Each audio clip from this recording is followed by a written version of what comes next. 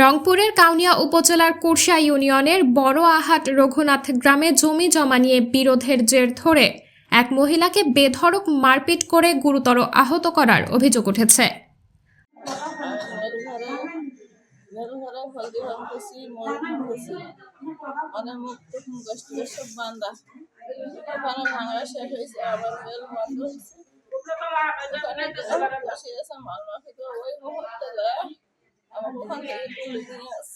অভিযোগ ও এলাকাবাসী সূত্রে জানা যায়, গত বৃহস্পতিবার ২১ নভেম্বর বিকালে উপজেলার ৩ নং কুরসা ইউনিয়নের রঘুনাথ গ্রামে জহুরুল ইসলামের স্ত্রীকে দেশীয় অস্ত্রের মুখে জিম্মি করে বেধড়ক মারপিট করে এবং দেশীয় অস্ত্র দিয়ে পায়ে আঘাত করে।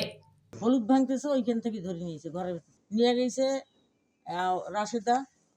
রাশিদে, ওই যে জমি নিয়ে মামলা আমাদের জমি বাড়ি করছে। আচ্ছা, হ্যাঁ, ওই যে ঘর তোলায় আছে, থুম্বার গুলো আছে, ওই কারেন্টের থুম্বা হাতে আমাদের, আমরা কিনছি, আর ওরা 12 শতক কিনছে রাস্তা হাতে, ওই যে বাস্তব ওই লম্বায়।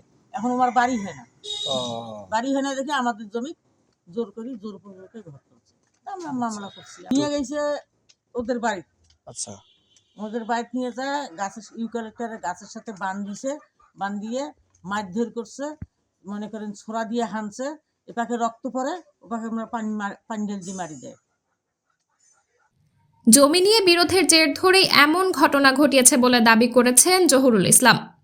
তিনি বলেন, আমাকে ও আমার পরিবারের লোকজনকে মারপিট ও আমার ক্ষতি সাধন করার জন্য আমার স্ত্রী ও আমার মাকে আমার ধান ভাঙা মিলে তুলে নিয়ে বিকেলে মোহাম্মদ আশরাফুল ইসলাম নারিয়ার নেতৃত্বে পূর্ব পরিকল্পনা মোতাবেক হাতে লাঠি সোঁঠা সহ দেশীয় অস্ত্রশস্ত্র নিয়ে আমার বাড়িতে প্রবেশ করে, আমার স্ত্রীকে এলোপাতাড়িভাবে মারপিট শুরু করে এবং আমার মাকে জোরপূর্বক তাদের বাড়িতে তুলে নিয়ে যায় এবং জহুরুল ইসলামের পরনের কাপড় ধরিয়া টানা হ্যাচড়া করে শ্লীলতাহানির ঘটনা ঘটায়। পরে গুরুতর আহত অবস্থায় তাদেরকে কাউনিয়া মেডিকেলে ভর্তি করা হয়। এ ঘটনায় মোহাম্মদ জহুরুল ইসলাম বাদী হয়ে মোহাম্মদ আশরাফুল ইসলাম নারিয়ার সহ আরও ৮ জনের বিরুদ্ধে কাউনিয়া থানায় একটি এজাহার দাখিল করেছেন। এজাহার সূত্রে জানা গেছে, জমি জমা নিয়ে অনেক আগে থেকেই দ্বন্দ্ব চলছিল।